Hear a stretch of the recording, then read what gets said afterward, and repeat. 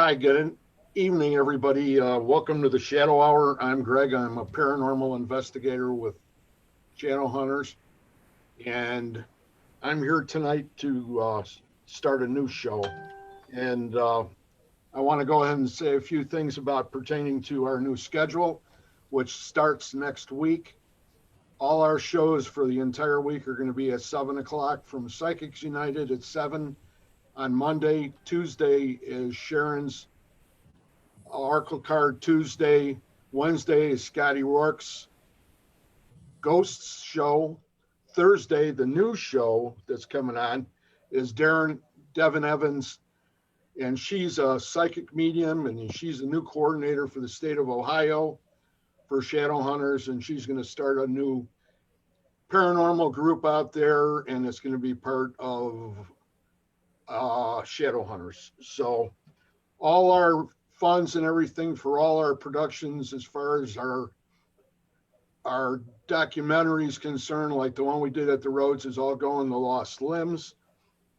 And tomorrow, or next Friday night's guest is going to be Jeff Bakken from Paranormal Warehouse, Spirit Box guy. So, okay, I'm going to go ahead and introduce all these great people to you. Up in the left, this is Dean Thompson, Ghost Head Soup, Amanda, Tim, and then down below we have Laura on the left, and we have the Schwabbies on the right. I'm not missing anybody, am I? Well, I'm Mark. This is from Okay, an Mark. team. So, but the Schwabbies work. If you're okay, Mark, I'm sorry about that. Oh, it's okay. Okay, we're here tonight to go ahead and talk to you guys and see what's been going on with your group. If you got anything really, really hot going on lately, you want to go ahead and start out, Dean, and just go ahead and mention a few things pertaining to what's been going on. Well, the recent thing is, I've been unemployed for a year, so I helped my cousin do some emptying out storage lockers. So about a week or 2 weeks ago, I was digging through some boxes to see, what's of value, what to throw out. And I came across this Tupperware container. As you can see, it's empty. However, there's a Ziploc bag in there that's been open, and there's writing on it that says, Beth, stay. So I don't know what that means, but I figured it's kind of paranormal driven, so I don't know. I'm afraid to open up the box. Death with a TH, death stay? Death stay, yeah. Well, okay. Or nothing, but death stay. So I don't know. Maybe if I get enough money to open it, I'll see what comes out of there. If you open it, you better run like hell. Maybe it's a gift from Dale Kasmerick. I don't know. He likes those little trinkets and stuff. Yeah, that's really, really amazing. Have you guys been going out to tinker at all? Yes, we were there on Friday. We were there last week. Yep. How did that all go? It went well. We did like a public investigation, and I'm still going through audio. We had some hits on the ghost box and such. So Tinker's hit or miss, and it seemed to be responding to us that night. So we haven't gone through all the evidence yet. One thing that was important at night, sorry, Jim. One thing that was important at night too is that they opened up the red room again. Yes. Oh, wow. So the one of the haunted rooms in there is the original bedroom for the upstairs that was reopened for that night. So, and Yeah, just going off what Mark said, we had a pretty good ghost box session up in Mary's sewing/fitting room. I had a good 20 minutes there that was responding, direct responses. So that was, as far as I'm concerned, that night was pretty interesting. Did you guys have been there now quite a few times? I mean, I think a lot more than I have. we've been going in and out of there since 2008. Yeah. So yeah, we know the place. Another couple, and I'm not going to just jump out of that subject, but I'm going to throw in a couple of those other buildings, as long as we're talking about Rockford. and that would be the Hannah House. I think isn't it the Hannah House or what's the mansions right on the river, the two of them next door to each other? Me. I'm not sure. Bar- But Barnes Manny Mansion. Maybe mansion. The one that was Yeah. tore down? No. I thought there were two that were right on the river there. I think it had to be Barnes Manny. He was the guy that did all the development in the woodcrafting industry, as far as all the cutting heads and everything for going ahead and doing large pieces of wood, and he had all that inside that mansion. I want to say it was Barnes. Could be. I don't know. It's been a while. I never heard of it, so. Okay. Thank you I very much. must be in a foreign country then or something. Rockford seems like it sometimes. Yeah, but Yeah. back to Rock or back to Tinker Swiss. You want to go ahead and give everybody sort of a history of that if you can, without any dates or anything, just who's there and who built it and all that. Well, Robert Tinker was across the Kent Creek with his business with the Manny Steamer, and he liked the property, and he started building this cottage on there. And not to go into a bunch of detail, but he built it from ground level up. And this was in 1800s, right? 1860s. 1860s. And he slowly built more additions onto it. And just over time, he did all the woodworking. One of the best pieces in there is the library. You have the spiral staircase, which is one solid piece of wood. I guess that took him 3 years to get it that way, at a spiral effect. Yeah. The building itself, you have a parlor. It's an old Victorian, so Victorian style. You go walk into the house for the front door, and you have your business card or your name card, and you greet the people at the door. You're led into a room and you sit and you wait for the people to come down. And that's kind of how I take my approach on the property. I always like to ask permission to go into Tinker Swiss because of that Victorian style. Other places I just bust through and I just, free for all. But that's how we treat the place. It's a family that's been there forever. Never been owned by another family ever. And like Mark was saying before, it's a hit and miss. You don't know when they're there or when they aren't there. So anyone else? Well, definitely with Robert Tinker being the one who built it. He lived there until his death. He died there on his 88th birthday. He actually was born and died on the same day, December 3rd. And he was married twice. Once first to Mary, and then she died, and then he ended up marrying her sister. And once Robert died, Jesse would live there, I think, until the 40s. 40s, yeah. And then she basically donated the place as a museum, and it's been that way ever since.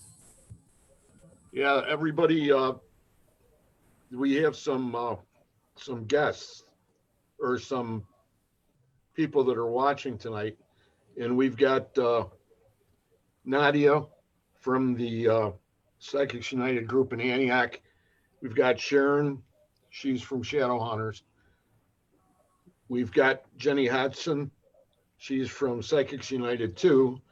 And Sharon went ahead and said that a close personal friend of all of ours is watching tonight, and that's Dale. Hey, Dale. Mr. Kazmarik's in the room somewhere. I got a Christmas gift for you. Laura, actually, when Laura was at the Tinker, we had her go there on February, Valentine's Day. 2013. And we took her through the house, kind of calling out Robert's name, looking for him, and going through the house. I was filming her, and there was like a moment in time where I started to feel uncomfortable because she was there looking for Robert to have some kind of Valentine's Day, Tris. bonding. A Apparently, and didn't so Robert have concubines that he would take to his private island that he owned? yeah, there was something like that. Like every Valentine's Day, you should be allowed to go with whatever girl you want to. So that's we played off of that, and Laura was the you did an English accent or kind I don't know of what like a Yvette Fielding type of thing from Most Haunted, and Robert, that kind of thing. Robert, where are you, Robert? And I think that was my first time at that house. So I didn't really know what room was what.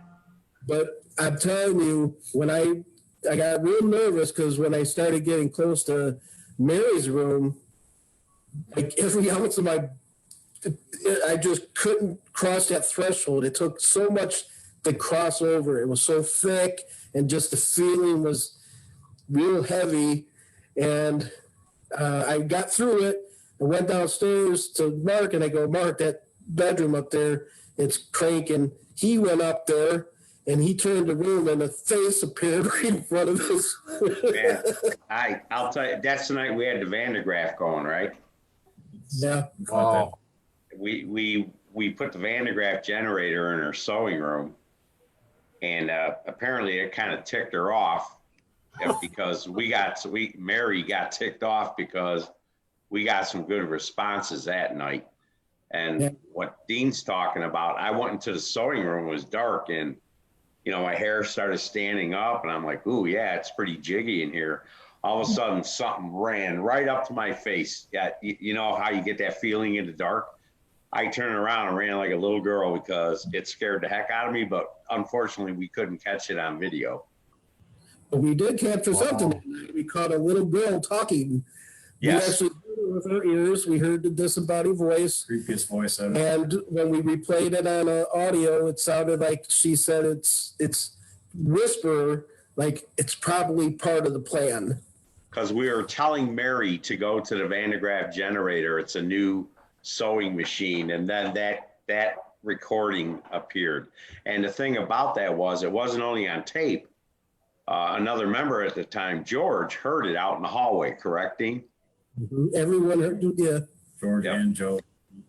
Yep. Joe was sitting in the room, and he was like hearing more of the stuff. So there was probably more that we weren't hearing at the time. That's right. Yeah, he was hearing more than one voice. Yeah. He was hearing the voices, and then we checked the recorders, and there they were. But after we asked Mary to touch the Van de Graaff generator, we got their recording. It's probably part of the plan, meaning stay away from it, And it did kill Laura's millimeter. So don't bring your millimeters near Van de Graaff generators. Right.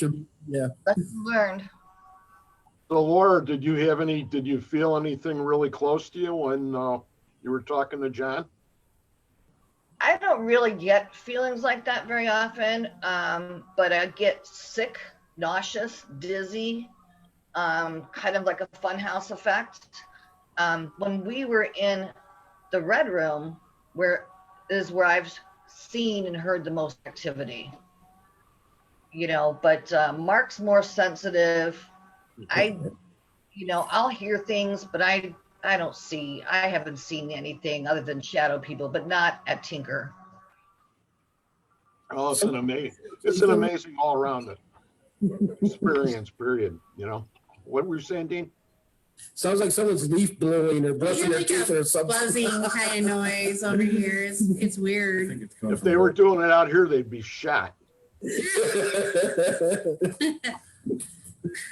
I'm just joking, everybody. Don't.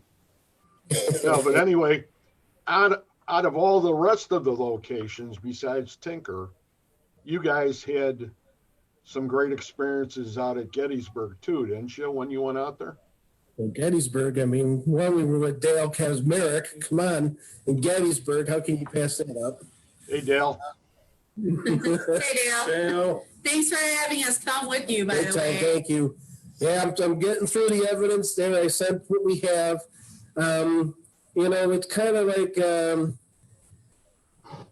Gettysburg. It's like for lack of a better word, like a zoo, and you go to the different exhibits, and you have like a short amount of time to do something and experience this stuff. So the stuff that we did have, we got at least one or two things happening there.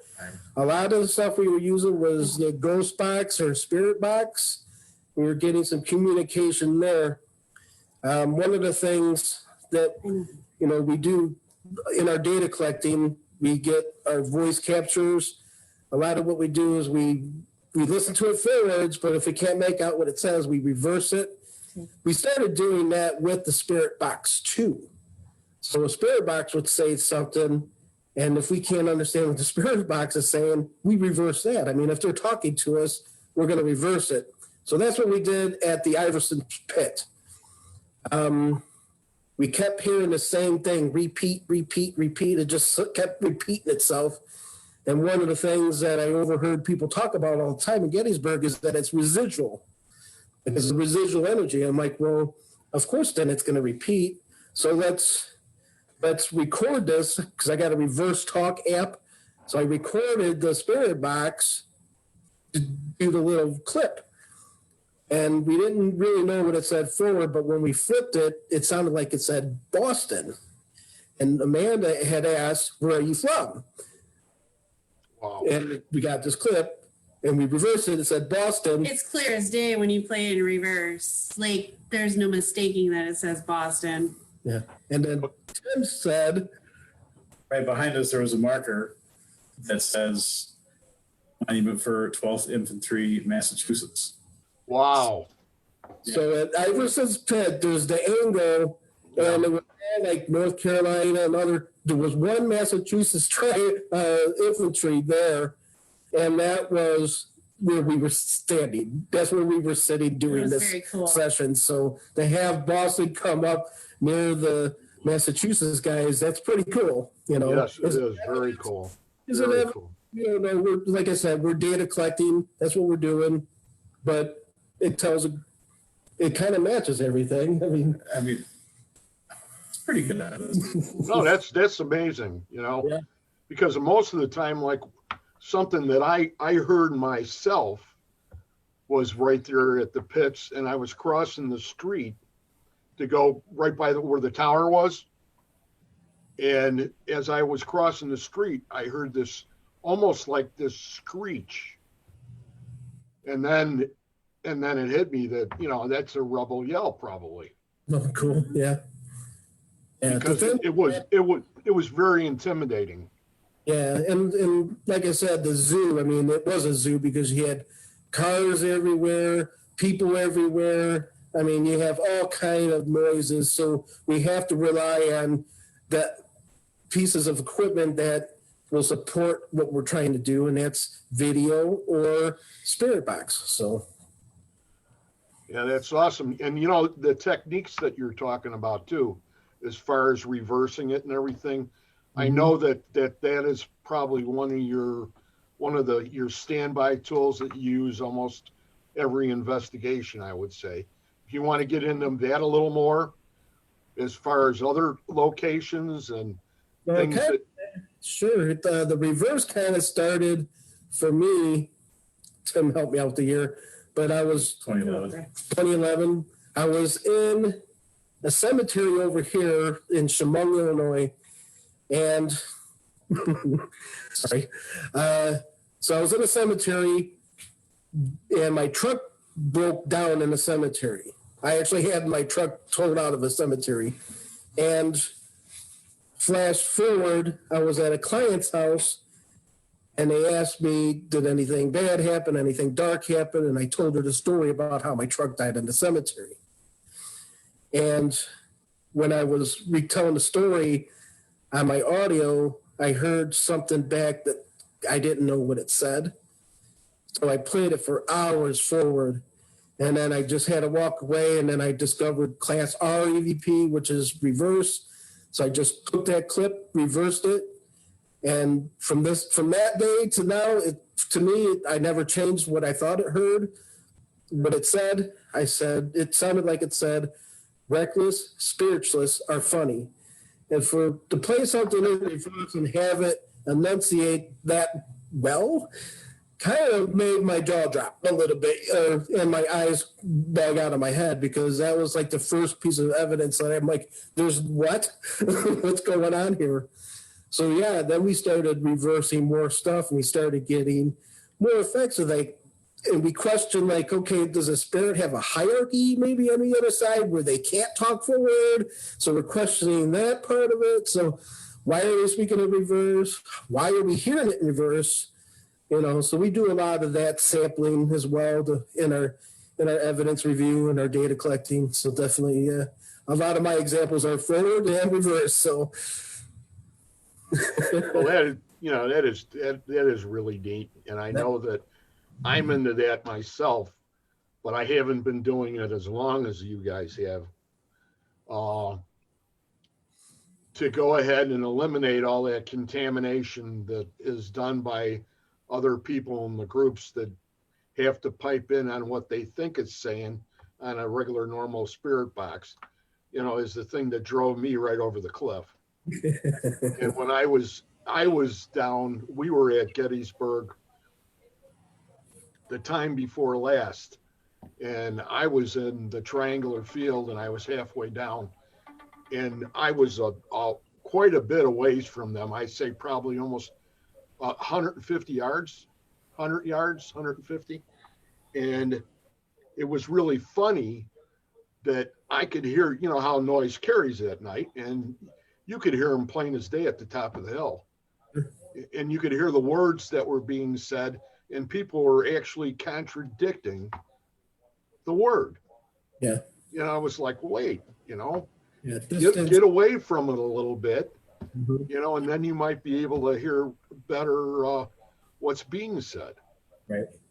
So, all that stuff. And then when you and I talked briefly about the Estes, or what I consider to be the Estes, and that business of where it started from and everything that we mentioned. Yeah, you each other. mentioned Estes, and I'm like, what are you talking about? He goes, they take a Spirit Box 7 and they put headphones on in a dark room or blindfold. I'm like, this guy already does that. Right. I've been doing that since 2009. Really, in reality, that's probably when they were already doing it out there too. Yeah. But nobody at that time, it was still iffy, and people were looking at you like you were, some sort of occultist or something, because we used those eyebrows, and you said, what's an eyebrow? And I said, that's that. And not only do I use it for Estes, but I also use it for my meditations. Well, Mark, to segue into our lab here, Mark, describe our lab. How dark it is. You're on mute, Mark. Sorry, I was talking to myself. Our lab's actually a fraternal organization that I joined. Like Dean or Laura mentioned earlier, I'm kind of a sensitive. I grew up in a haunted house in Oak Park. Used to wake up and see an old lady standing above my bed, and over time, I just developed, like sensitivity. Well, I was invited to this organization to consider joining it, and I walked in to the lodge, and it just, everything stood up. Why am I hearing an echo? I don't know. I have no right. idea. I'm hearing an echo too when Mark All right. talks. But long story short, I joined the organization, but the place is haunted. So we get together once a month there, and we call it the lab, and we can go in there 24/7 anytime we want, and we experiment and try all different things. And there's a lot of old relics in there that I think energies are attached to. When other lodges close, we grab the stuff so it doesn't get out in the public. Our lodge goes back to 1852. So we think there's a lot of energy in there, and it's not the original building.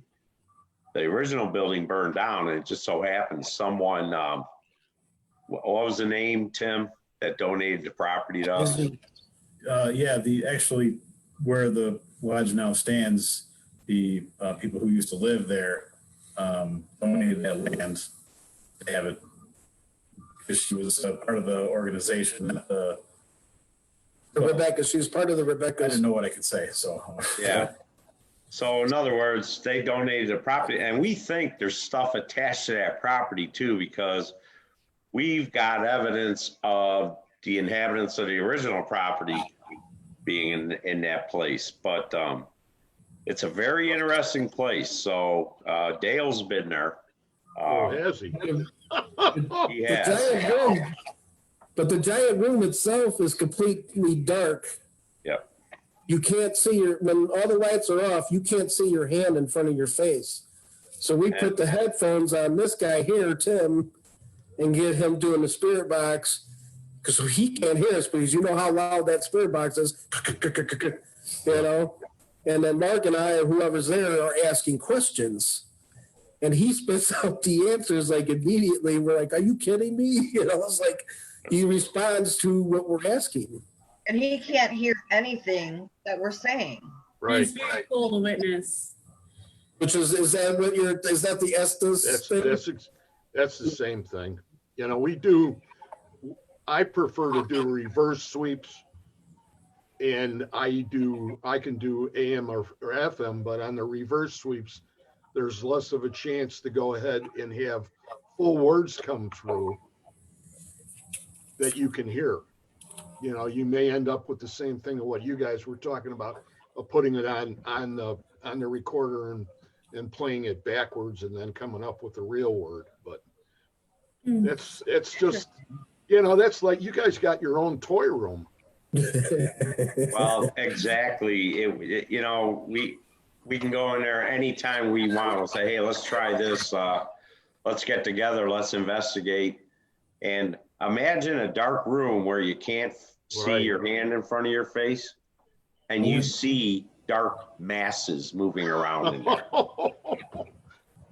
That's Okay. awesome. That's really awesome. And the reason why we call it the lab is because we do experiment in there. One time we were taking a book or a page out of Julius Joe Jackson's book, and we looked into candlelight for about 5 or 10 minutes. And his theory is that he looked in the candlelight and his eyesight got better or something. He was able to hit the ball better. So we took that page out of his book. We did this in the dark room, put the candle out. Next thing you know, we started seeing these red lights flash across the room. And we're like, oh, great, we messed up our eyes. This is wonderful. And then we started seeing the same lights. At different times, different nights. We started seeing the same lights. Like I would see this one and someone else would say, yes, it was right there. So they would validate that they're seeing the same lights that we are. So did we heighten our vision to see something moving around or what? But then this kind of light did last for a little bit because I started seeing them at home because I lived in Alden, the old schoolhouse in Alden. And when we did a ghost hunt up there, I started seeing the red lights and had experiences up there with those. So it started, you know, something. We call them the lab lights. So Yeah. That is awesome. And then we were there last Tuesday was our last Tuesday tomorrow. I'm sorry, the Tuesday before, a week ago.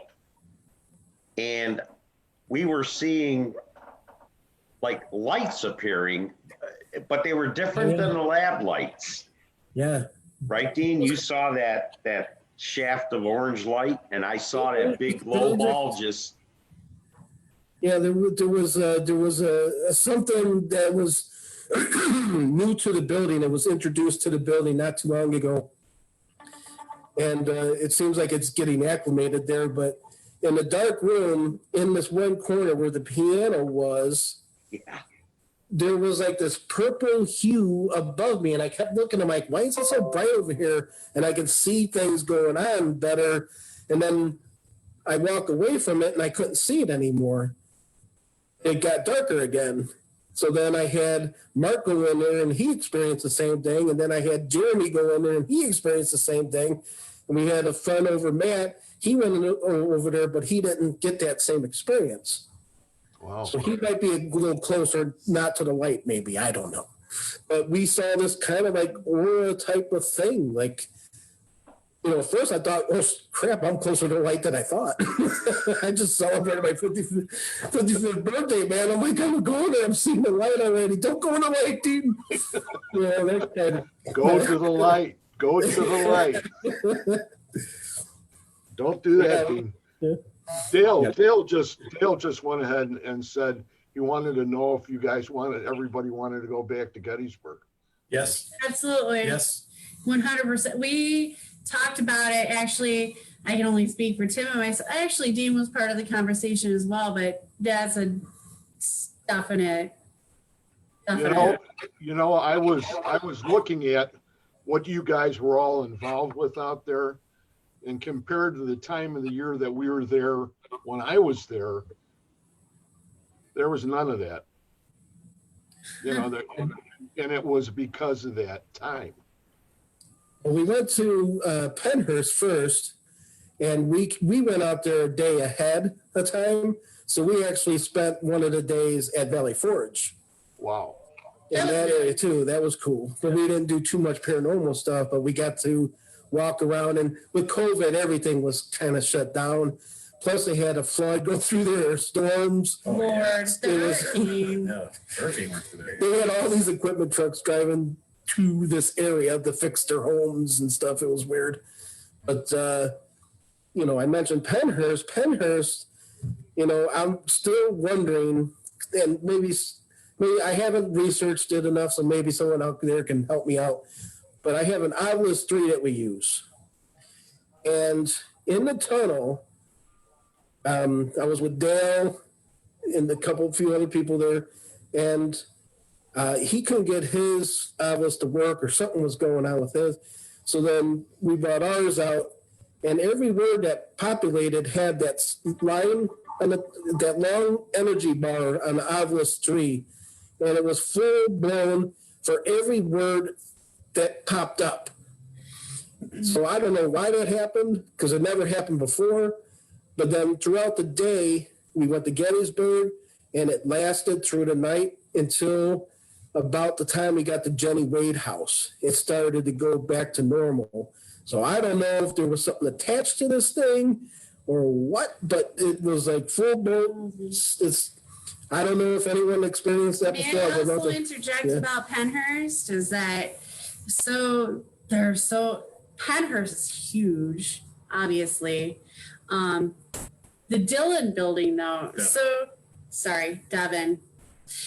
We had all split up at one point, and everybody was doing their own thing at one point. And Tim and I decided to go back to the Devin building, which was, part of the tour originally. And when we walked in, you walk in the entrance, and obviously it's a big building. But when we got toward the staircase and went downstairs, we heard koosh, koosh, koosh, koosh. Loud bangs. Very loud bangs. The way I would describe it myself would be like a gurney being slammed up and down. It was really loud, like metal on concrete. And we were there 8, 9, 10 in the morning. It was early.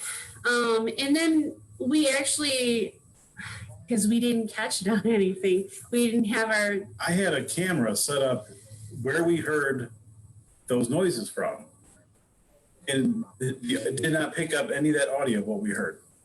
I can't explain that. I don't know why we heard it. It was crazy. It was so loud. It was so loud. There was no mistaking. So it was just very intriguing. I definitely want to see what that was about. So yeah, something energy there. If it held on to the Obelisk 3, and you could tell they're getting this energy with the loud banging, who knows? Yeah, I think it was the same place you were getting Obelisk hits. It was the first building. Oh, the Mayflower. The Mayflower. So yeah, we were in the tunnel there, and I just never seen that Obelisk 3 act that way before. Wow. and it was active at the orphanage in Gettysburg, and it was active at Jenny Wade. I mean, it gave me general, and then it said free. I mean, General Free rhymes with General Lee, pretty much. So, just guessing, just just say. As soon as you said that, I went right there. And then I started going back to the other words again. So Yeah, we were at Penhurst actually the same day we were at the orphanage anyway. It just didn't seem like such a long day. So yeah, so that's what I was saying. It was like the on the street had that same thing the entire day up until the evening. And we left Jenny Wade, at 3 a.m, something like that? something like that. It was a long day. We were looking for pizza and couldn't find any. That's crazy. So all in all, if you went ahead and went around the room and said, is that me? Am I coming through bad? I can hear you We fine. can hear you. Okay, I can hear I you. just picked something up in my headphone. So Laurel, what's your main job? If I could My ask. well, I've not been Lights. able to participate in hunts for the last couple of years. I had both hips replaced and a knee replaced. So I do more of the interviewing for clients when we have, help my house is haunted. So I'll do that kind of stuff. But normally I'm just part of the group as an investigator with the rest of them. But these guys, when they went to Gettysburg, they're doing 5 and 6 places in a row. And I'm like, I can't hang with that with this new hips and new knee. I need to heal. So I didn't get to go with them, unfortunately, but I had asthma and I made it. Next time. Even for people of us that haven't had hip surgery, it was a little difficult. Just saying. Yeah, it's, that's for sure. I know it's It was worth it, but you get the ghost hunting hangover, which is like, I get it bad. And I don't know if Mark gets it, he's sensitive, but one full night of investigating, I'm wiped out for 2 days before I'm back to normal. I am too, but it's because I'm old and my leg hurts. Well, I'm right there with you, bro. But really, I think some people just are more sensitive to ghost hunting hangover stuff than other people. Yeah. But I can't do that back to back. I need days in between. Well, the next time you get in there, you're gonna knock them dead anyway. So I gotta give it to Laura. I mean, when she does interviewing, she goes through a process, and her once she's done with the interview, she calls me and I ask her a few questions. It's like, okay, let's get the client on the phone, and then another 2.5 hours of interviewing the client. We hang up with the client. She's like, I'm exhausted. So the interview is like one of the best parts of the ghost hunt, and we're exhausted after interviewing because there's so many angles you have to cover, and if they bring up something, you have to ask this question, and over the phone, it's hard to do because a lot of times when you interview, as you probably know, Greg, is you have to look at the body language of what these people are telling you. Are they doing one of these? What are they doing? So you gotta. That's a whole process by itself. So or if they go ahead and you ask them what has been happening, and they give you the ghost hunters top 10 all time things that happen in a haunted house. yeah, the lady in white, Yeah, all the way down the board. Then you know that something's wrong. But Mhm. Dale also said that he has some new investigation sites on the battlefield too for this one. So I guess, it's He's got my number. yep, oh, for sure. I'm going to have them up pretty soon on the same thing too. But you got there was something else on there. I must have lost it. But anyway, if you went ahead and gave everybody that's listening tonight 2 of your not all-time destinations, but two of them are the ones that you've always dreamt of doing, but you haven't got to yet. What would they be? Huh. Alcatraz, Alcatraz for me. I didn't hear you. What? What? Was that? Alcatraz Island. Oh, Alcatraz? That's my number one. Yep. Crowley's Castle. Oh, Allison Crowley. Yeah, but I think Jimmy Page lives Alistair. there, so we can't get in there. Alice. I said Allison. Allison. All Alsters. We all know Everywhere that Alsters. Dale's been. Huh? Everywhere that Dale's been. Everywhere that Dale's been. He's I hard to don't beat. have a favorite. I don't have a favorite. I couldn't. Or one place that you really want to go to in the world. Illinois, and it's really close. Yeah. Alton. Yeah, Yeah, we've never been to Alton. not Alden, Alton. You know, and I'm not good with names, but there was that one show called Fear. What's those kids? The Fear Show? No, the new one. Destination Fear. Oh. Destination Fear. Those kids. Yeah. They went up to this place in Minnesota. I know. Okay. That looks cool. Yes. That I wouldn't mind. I don't know what the name of it is. Isn't it Nyamping or something like that? Yeah, something like that. Yeah. But that was a good episode. I like that. That was cool. But they were in there in the middle of the winter time. That building had 30 degrees. Yeah. You wouldn't even touch the metal doors and you'd be freezing. You don't know what else is going to be there. How about you, Tim? Shoot. They're all abandoned Again, ships. technical difficulty. We got to charge our battery.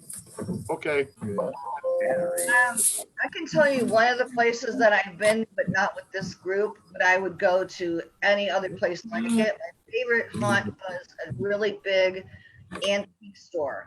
I had more evidence than ever had in my life. And so any large antique store is on another to-do list for me.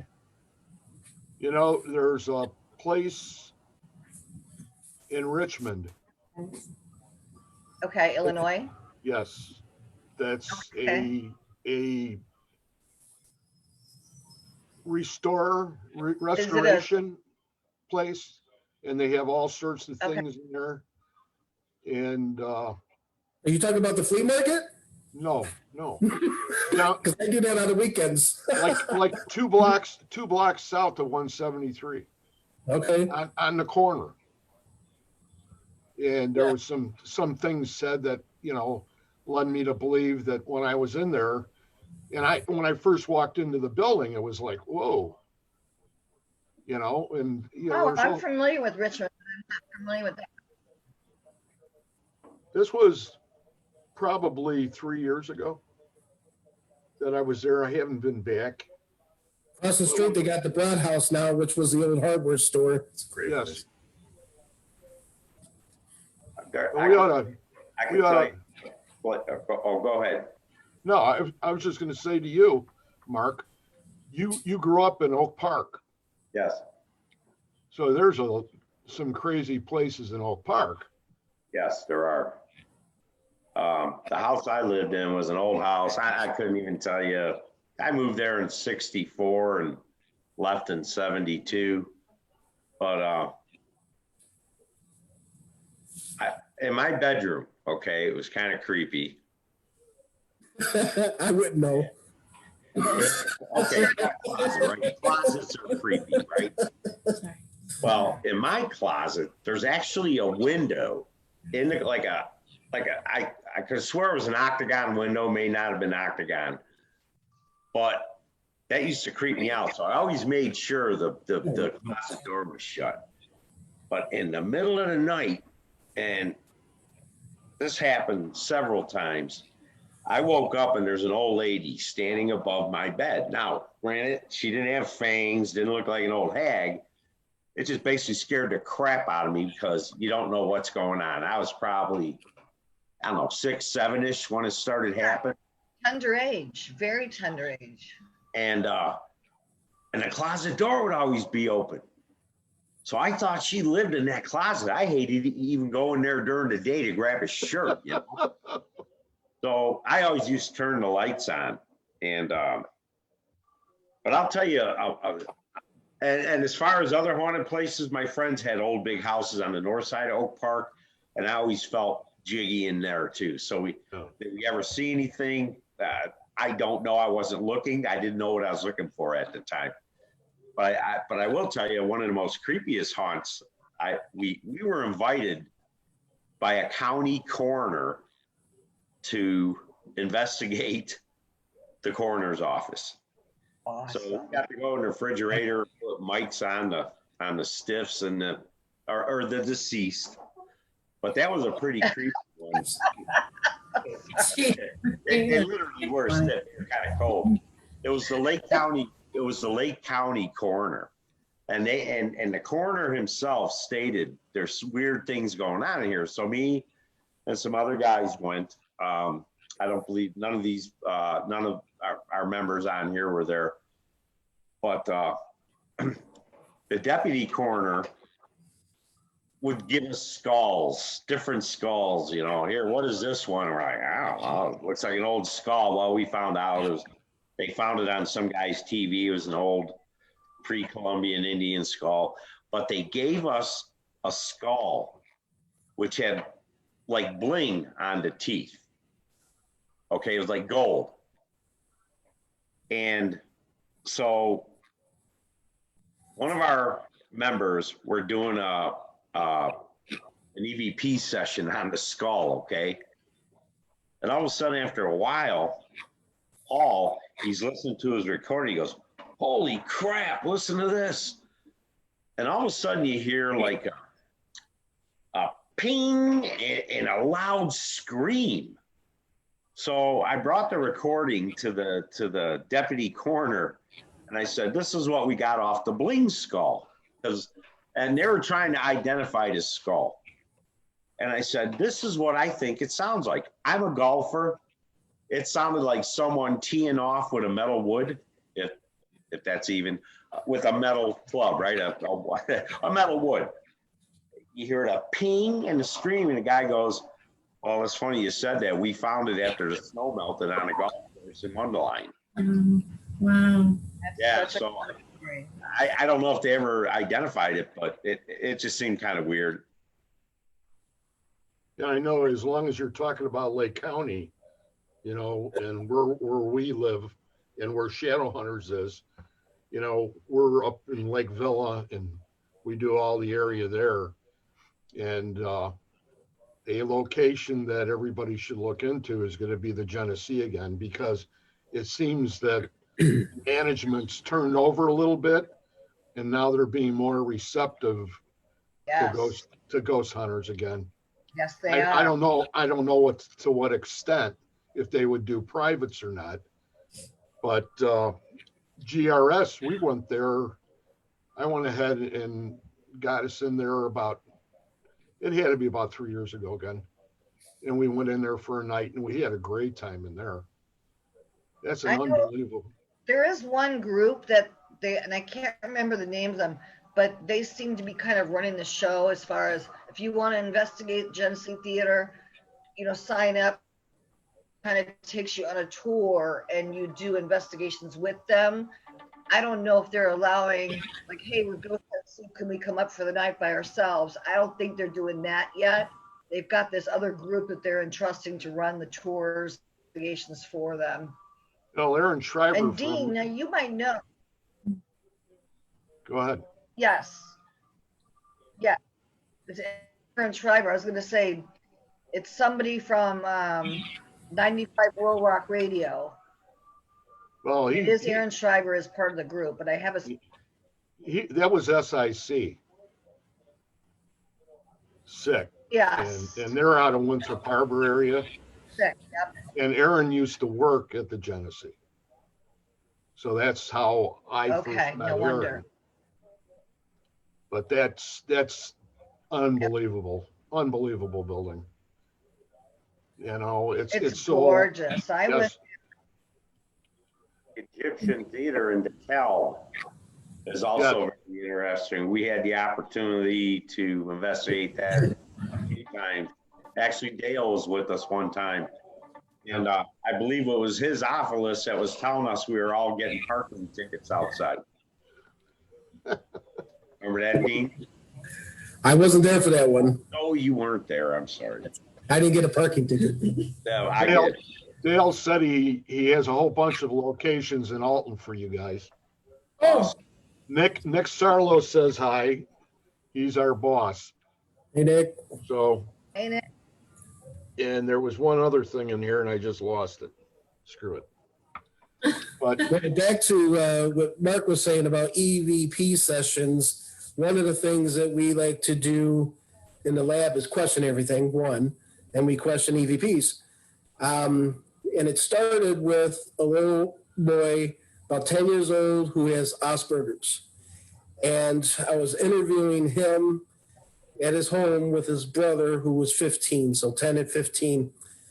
And the brother was telling me how the camera would fly across the room as he's trying to get evidence of this ghost. And the little 10-year-old boy was always walking around just talking. And we were in the kitchen, and he stopped talking, and he turned and looked at us, and he said, "Did you guys hear that?" And we're like, "No, we didn't hear anything." I'm playing back my recorder. You hear this little girl giggling or laughing or crying like this, which made him stop. So even though I didn't hear it, but I heard it on my recorder, is it an EVP? Because he heard it, which would be a disembodied voice. So that's how we kind of question the whole EVP. Is it just voice capturing, basically, data capturing? So, that's one of my coolest evidence because I know where everyone was at. And for him to stop listening, it's kind of like validation of what he's hearing. And we brought this forward to the Tinker Swiss cottage where we had some younger kids in the basement hear somebody shout, "Get out now," where everyone else didn't hear it, and they recorded it, "Get out now." So again, it kind of says one group isn't hearing, one group is. Is it EVP or what? So that even took us even further into mosquito tones. And Mark, if you wanted to talk about that. Yeah, and there was also an instance in the Red Room because when Dean started noticing all this, I started thinking of a lot of the EVPs I've heard or disembodied voices. One time was in the Red Room at Tinker, and I always got this question I asked. I always say, "Do you know that you're dead?" And all of a sudden, I heard like a whisper. I said, "You guys hear that?" And like no one did. I heard it. So I played it back. And after I said, "Do you know that you're dead?" you heard a whisper that says, "Sometimes." So then we all started talking about it. And Dean got on this thing with mosquito tones. I mean, I never heard of mosquito tones. I'm an old guy and I can't hear mosquito tones. I've been to too many Grateful Dead concerts. So he started looking up and researching. So he downloaded some mosquito tones on his phone. And then he'd play them, for some of us. Like I said, me, I can never hear a one. But we were at the Tinker Swiss one night, and we were telling people basically, maybe they're not manipulating your electronic equipment. They're actually saying it. You're just not hearing it. So Dean, we had a big cross section of people, older people, younger people. We had a real young kid. So Dean started hearing hitting mosquito tones. You guys hear this? And a bunch of people would raise their hands. And then he would hit another one, and less people would raise their hands. And all the way down to where Dean hit one, and the young kid was the only one who heard it. So now I guess there's different frequencies according to age that the human body can hear. So, but that was an interesting thing that Dean discovered. And then we kind of put it all together because there's other times where we did EVPs and it's like, God, I could have swore I heard that, So that was a great thing. Do you have anything to embellish on that, Dean? Or? Oh, like you said, I mean, it's anytime we give a presentation, and I always hope there's a kid in there, at least 10 or something. So because they're the last one holding their hands. And the way mosquito tones work, I mean, they use them on cell phones.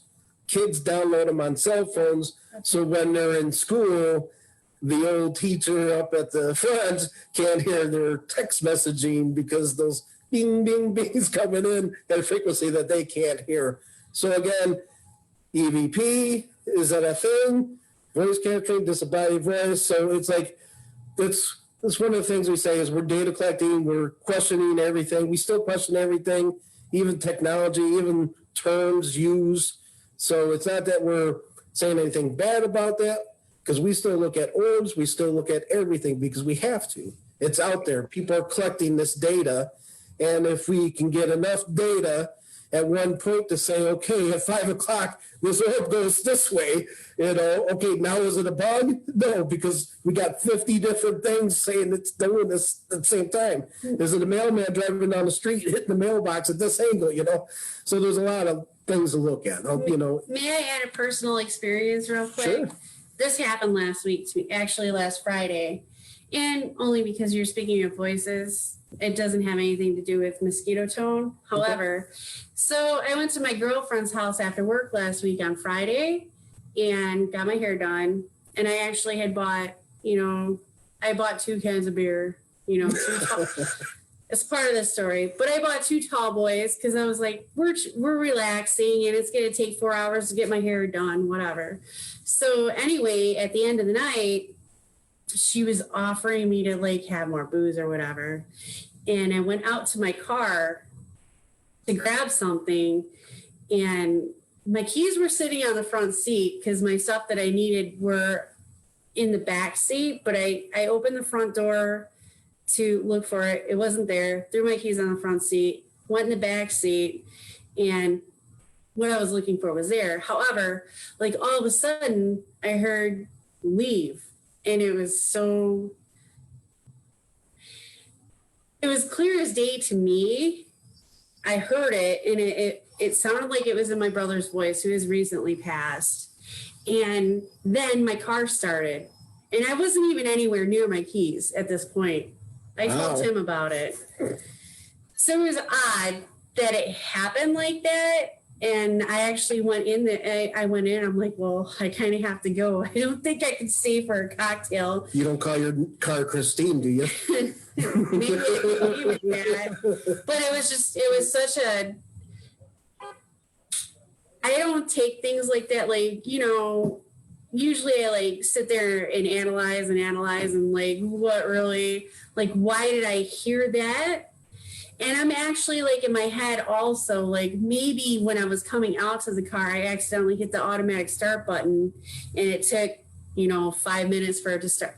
Because, okay, I smoked a cigarette. So it took that long for it to start up. Yeah. She's questioning.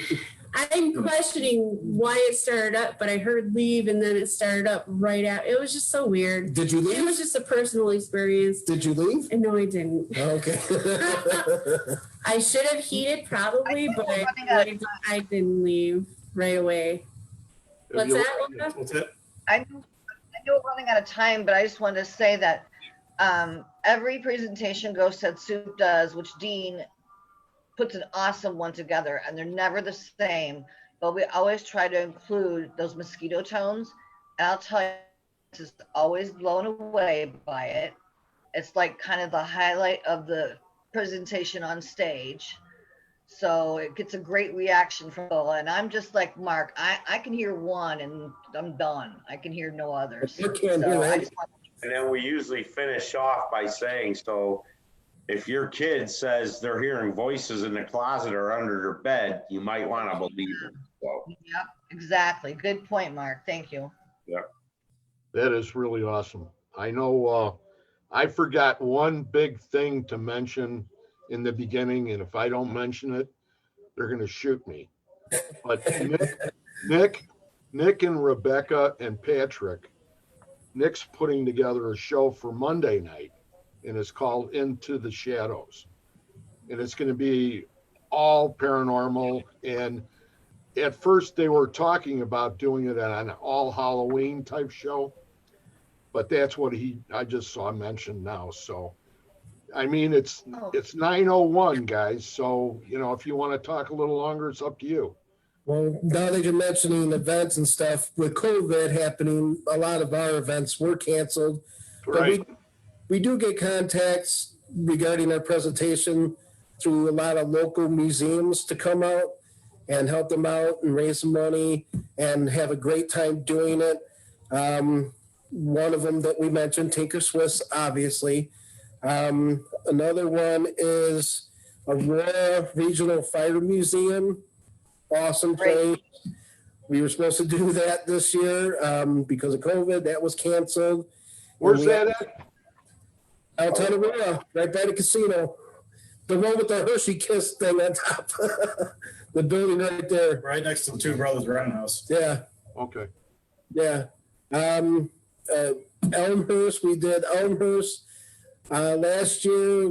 That was canceled this year, but this year they have a one-room schoolhouse out there. We did it there last year with a cemetery in the back, but this year we were supposed to do the Gloss Mansion and some other hot spots in that area, which is there's another theater and some other places too. It was full by February earlier this year. Yeah, and then also we got invited to the McHenry County Historical Museum. So this stuff should be all slated for next year as well. So we'll be out there with more evidence. Apparently, Dale's got us booked up for Gettysburg again. That would be amazing. That's awesome. That's awesome. Well, it's You been gotta- Go ahead.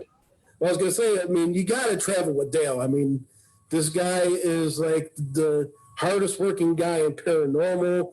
And, him and I were coming home from Bel Air, Ohio. And it was so funny how this story worked. I was looking for haunted spots along the way on the way home. I found one. I looked up. The exit sign was right there, 2 miles ahead. We got off. The GPS was taking us through these backwoods of Ohio. We couldn't find this place. We were getting frustrated. And I'm like, let's go home, Dale. And Dale's like, I'm finding this place. And I'm like, that I can respect. And we did. And the funniest thing is I got out of the car and I'm walking around this crossroads area, gravel road, and this blue pickup truck comes up out of nowhere. He gets out of the car. I'm thinking to myself, he's going to get out of the truck. He gets out of the truck. I start talking to him, and I go, we're looking for this one place here. Oh, yeah, I know this place. This is my land right here. He goes, I haven't been this part for years. And I'm like, oh, okay, so you're a messenger. Great. So he gave us the exact where it was, and we went there and did our investigation. It was cool, but, you got to travel with Dale once in your lifetime because it's fun, man. It's a ride. It's all my experiences with him too. Yeah. So it's been great having you guys. And I don't know what to say. I hope that we can get together next year and do something together. If not, Shadow Hunters and you guys, maybe we can do a three different groups or something, to some bigger location, which That would would be be good too. And Thank I you. appreciate your time and thank you for coming on. And it's been great, guys. Thanks for having us. Okay, you're more than welcome. And here's to another show down the road. There you go. Okay. Thanks, Good guys. night. Adios.